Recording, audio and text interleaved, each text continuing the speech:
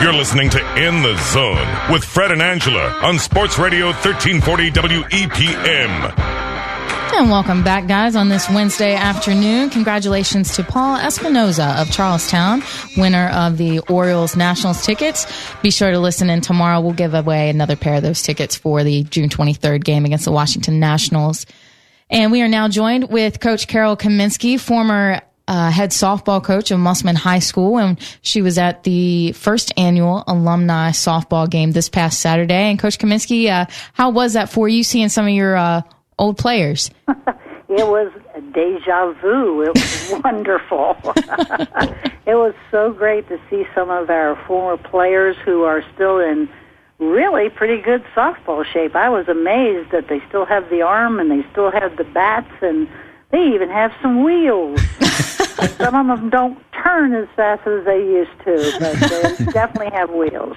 Well, we were all well coached, well conditioned, and all that. I mean, you were a PE teacher, weightlifting teacher, and softball coach while you were at Musselman. Yes, and a basketball coach before that, and cheerleading coach before that, and yeah, it was kind of busy, kind of hectic for about 33 years. You did a little bit of everything, didn't you? At that time, I was the only female in PE, yeah. Oh, wow. Yeah. Talk to me about of course, you're the first coach of Musselman for softball, starting out the program. How'd that come about, and how tough was it of starting up that program? Well, it wasn't hard to find the interest with the kids. They were, just chomping at the bit to be competitive. And, way back in... I guess it was the late 50s, early 60s.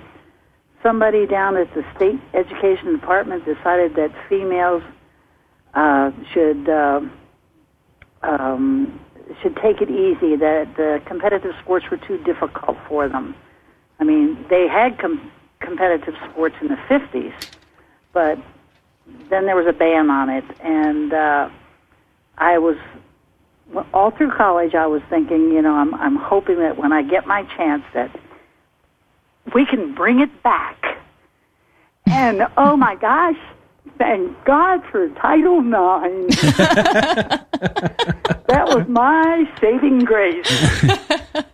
I mean, I didn't realize it was like that. I mean, it's amazing how it's changed. And I mean, I have commented at times when I watch now and call games, girls, whether it's girls basketball or softball games, how competitive it is. A lot of times more competitive than the boys' side of things. They take it extremely seriously, but they know how to have fun at the same time. Mm-hmm. I think it's just a female psyche, My husband said that he could never coach girls. And I said, they're not that hard to coach, especially when they become a close-knit group. And, the successful teams, the sectional and the regional championship teams, they are close-knit. It was when you had the renegades that sometimes it was a little more difficult to corral them and make it a positive influence. But they've always been competitive. I mean, just think about the right to vote. I mean, they had to go out there and, beat the bushes. Yeah. Well, you brought up the comment about your husband saying he wouldn't coach girls. My brother coaches Huntington High basketball for girls, and he told me he wouldn't coach boys after coaching girls basketball. Is that right? Yeah, because he enjoys it so much more because he said they actually listen and they play hard, and he loves teaching them the game of basketball because they seem to care about the game. Yeah, well, they do care about the game, and, my husband got along extremely successful as a track coach, and he had boys and girls at both times. But he said he had trouble with the whining. And I don't know why. He married me, and I whine all the time. Talking with Carol Kamensky, former softball coach at Musselman High School. And Coach K, being back there this past Saturday at Kamensky Field and seeing some of your old players and stuff, bring any memories back? Anything stand out to you? Oh, we were laughing the whole time. I was on my way there, running a little late, as normal. And my assistant coach, Shelley Ostrowski, called and goes, "Hey, Coach, where the heck are you?" And I'm going, "Well, I'm on my way." And they go, "They're telling me stories and they can't possibly be true." And I said, "Don't believe anything they tell you until I get there." So we had lots of stories, and they remember a heck of a lot more than I do. After 33 years, it becomes kind of a blur sometimes, and I even had the wrong people in the wrong graduating years. So, but it was neat that we had kids from the 80s, we had kids from the 90s, we had kids from the 2000s. Of course, I stopped coaching in the 2000s, so I didn't know a lot of them personally, but I'd work with them on a junior varsity level, in off season and things like that. But it was really awesome to see how successful they've been and hear about their kids that are now in, several of them have graduated from college or are in college right now, and they played softball or basketball or volleyball for Musselman High School. I mean, that Appleman spirit is still there. Well, yeah, and Coach Shannon DeMassey has been doing a great job with them the last few years, and this year they won with the semi-regional game. They lost in the semifinal regional, but yeah. Away from the state championship or state tournament again. Yeah, exactly, for the second year in a row. Right. Talk about what the job she has done. I mean, she comes in, this has finished up her second year as a coach. She goes to the state tournament as her first year, and as you said, one win away from going back again the second year. I mean, she has taken that program and is really now made it a power here in the Eastern Panhandle.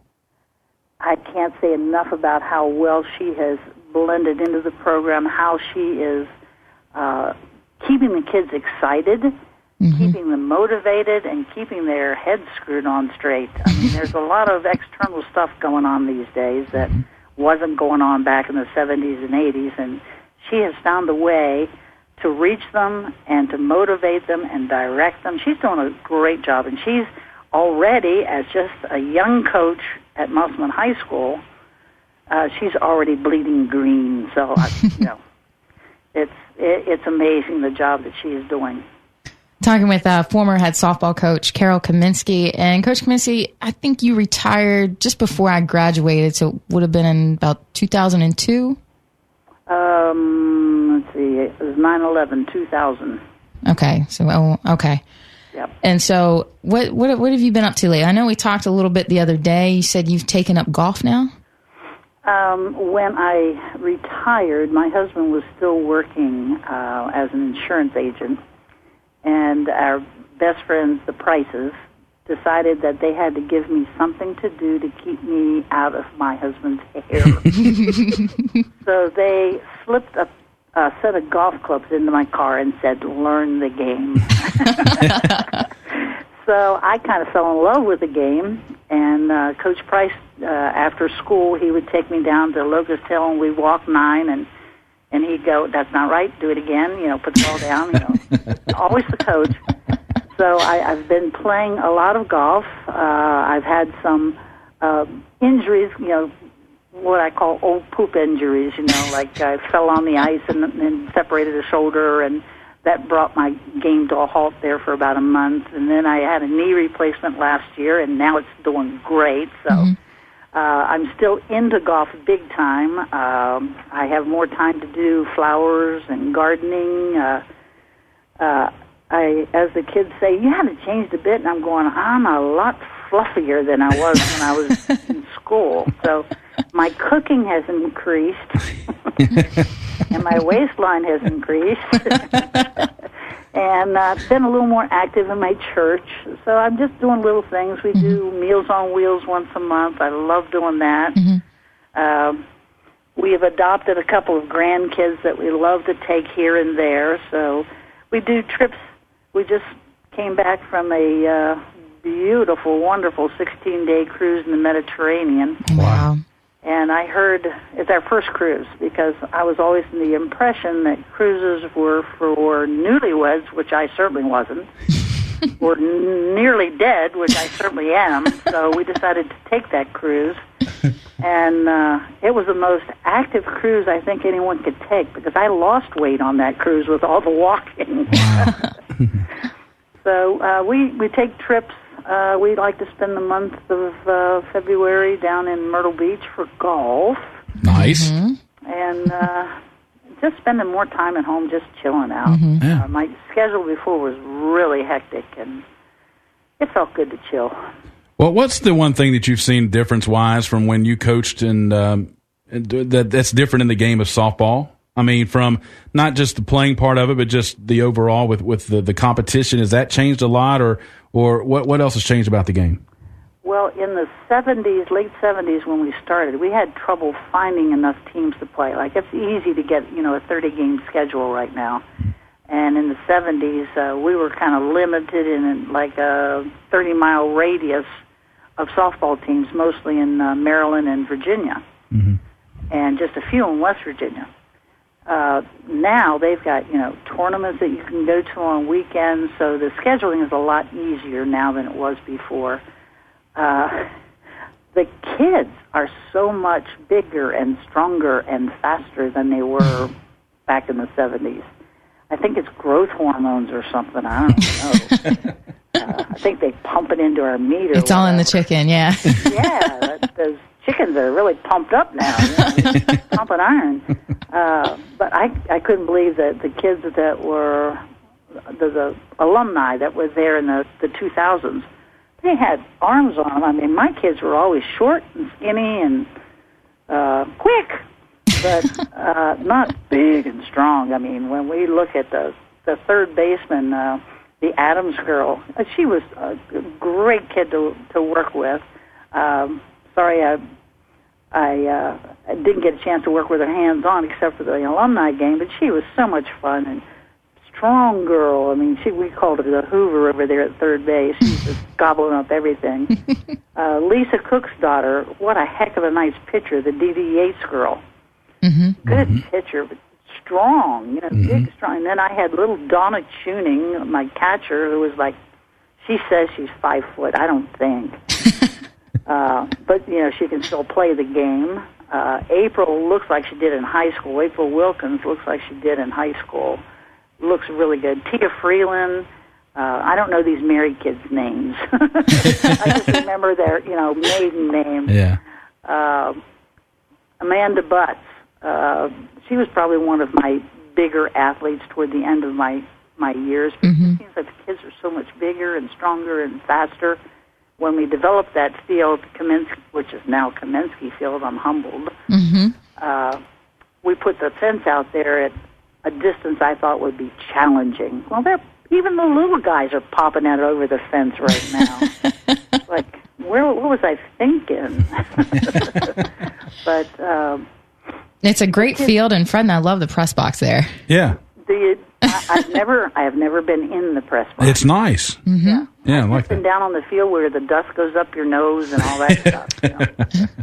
But the field is in great condition. They're doing a great job with it. I like the little changes, the little subtle changes they made from the plan that we originally had. And Coach Massey is taking care of the program. It hasn't lost a step. It's just been continually moving forward, and that's wonderful. I'd love to see that. Yeah, I mean, she's continuing to make strides, trying to get some lights and stuff out there on the field. And Fred and I, we love going there. We love talking to Coach DeMassey and following the Musselman girls. And obviously, I'm a little biased, but, hey. You should be, Angela. That's right.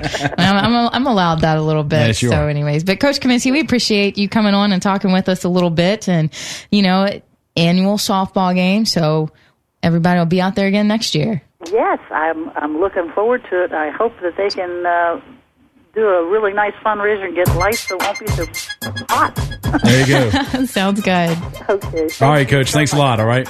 Appreciate it. Thank you very much. All right. Coach Carol Kamensky, former coach of Musselman High, and great talking to her. Oh, absolutely. Great lady. Yeah, it is. 5:31 is this time. Stay tuned. When we come back, we will have a scoreboard update for you. Also, we will talk more, kicking up to the top of the hour, 6 o'clock. Statewide Sports Line, 7 o'clock tonight. Baltimore Orioles. Stay tuned here on Sports Radio.